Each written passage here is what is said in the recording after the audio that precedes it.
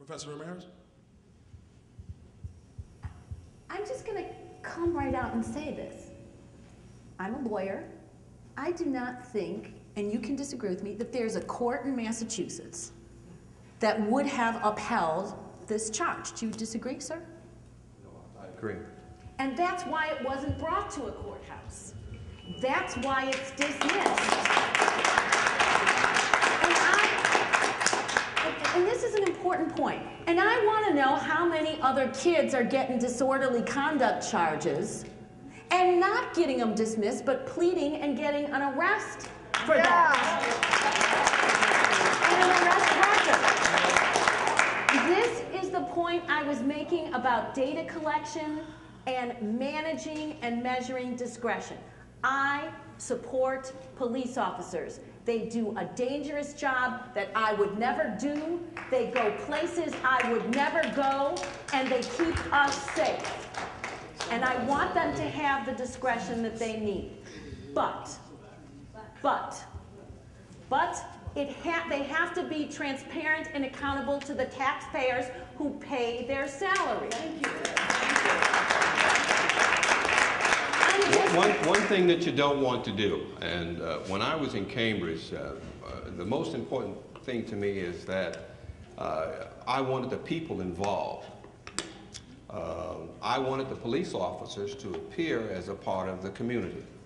So we did neighborhood policing. I wanted the police to attend meetings so that they would exchange, interact with people in the community, and we would police based upon what we heard from community people. So I think that I also want to add to this is that you want to be very, very careful. We paint police departments with an umbrella, you know, sort of an umbrella paint job. We say that everybody in the police department's a bad police officer. That's not true. But your concern would be is that if you have bad police officers, if you have bad apples, how do you weed out the bad apples? A lot of people do fall on the side that, you know, Professor Gates possibly could have shown some restraint and this situation wouldn't have happened. I'm going to read quickly with Judge Singleton, who's a Cambridge born and bred judge, has been on the bench for 20 or something years. He said, police officers often arrest, and he wrote this in a newspaper, police officers often arrest individuals, sometimes without probable cause, who yell, scream, or sometimes use the wrong words in a conversational tone to berate them in front of the public or fellow officers. Whether right or wrong, such a tactic is often used to diffuse a situation before it gets out of control, and sometimes to summarily punish an individual with a night in jail. Why I ask this question is because if it is true, and I know we weren't there, as you said, Commissioner Anderson, that Professor Gates talked about Sergeant Crowley's mother, if that were me, I would have arrested him. That's an honest to God truth. So we need to have the conversation about how one interacts with the police. So, you know, is there some certain code, Adrian, where police first of all, the interaction? I think police officers should only arrest people who have actually broken the law. Yeah. And the question is never got a good answer in this case. That's the question nobody's ever been able to answer. And you know, one thing that stunned me in this is how many people believe police officers have the right to arrest you whether you've broken the law or not. I totally reject the idea that it's fine for cops to arrest you in the name of, you know, diffusing a situation. I think that's nuts.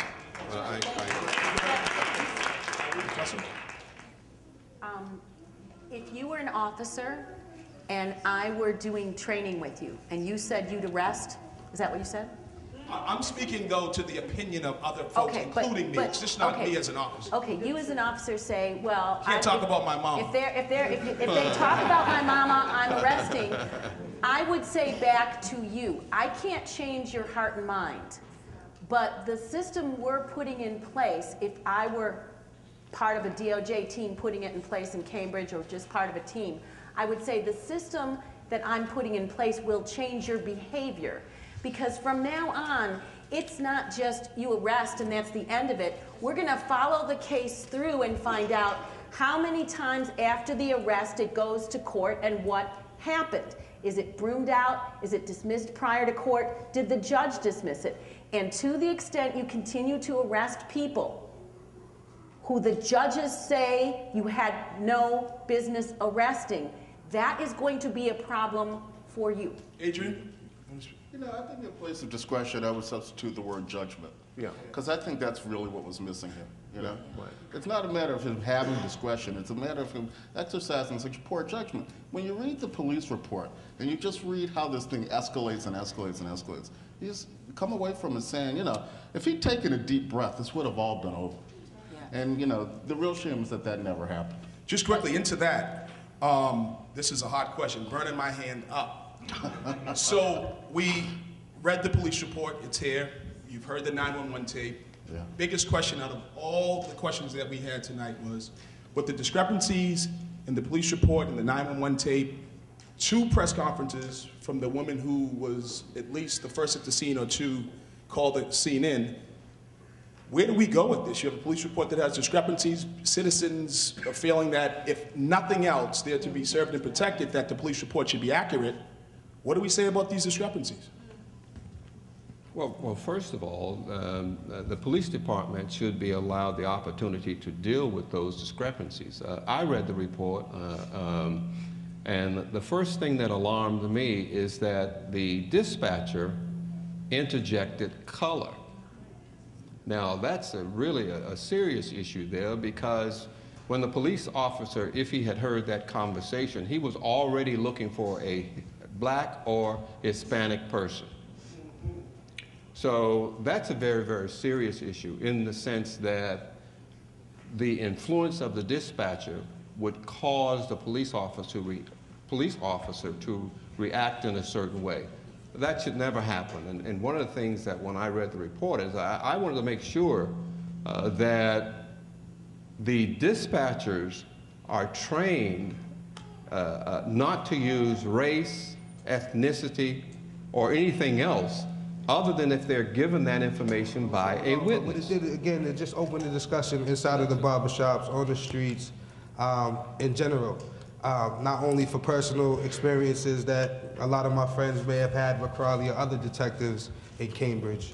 So I think it just opened the discussion for us to speak on it. And again, that was basically the motivation behind the song. And you know, we're here talking about these situations, and I just want to keep piggybacking on. It's not to you know, bash anybody, any of the parties involved, but it's just more so just to voice an opinion. And you know, we're voicing our opinions here. We voice our opinions on the national level to answer some of the questions that some of our friends had who've called me from out of state, just finding out what's going on in Cambridge.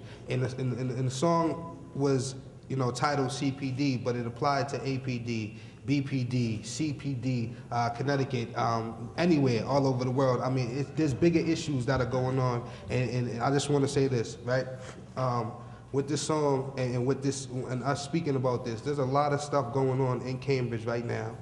Murders, just a lot of stuff that's unsolved. You know what I'm saying? And our perspective was like, you know, we're dealing with somebody not apologizing or arresting somebody because of their own discretion, or, you know, we have a Henry Louis Gates, who to me, and the reason why we did the song is because, and maybe I'm wrong, but he doesn't do anything for our community. You know what I'm saying? And I feel as if as a youth, and as an adolescent, I'm speaking for everyone, and a young adult, and an adult, which I am, you know, I just wanted to voice that opinion. And, you know, we're talking about racial profiling, but before that, he probably had never had a problem if racial profiling wasn't an issue.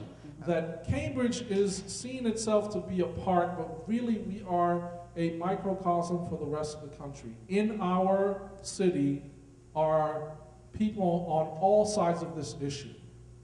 From the blogs, from the television shows, from the things written after the incident, we saw opinions that did not represent who we thought Cambridge was. And what we began to understand was that Cambridge included all of these different opinions and all of these different people. And that because we have not had the conversations about race, we were shocked at these opinions, and we were shocked at not knowing that they existed. We have the responsibility, everyone in this room, to continue this conversation. It is bigger than this.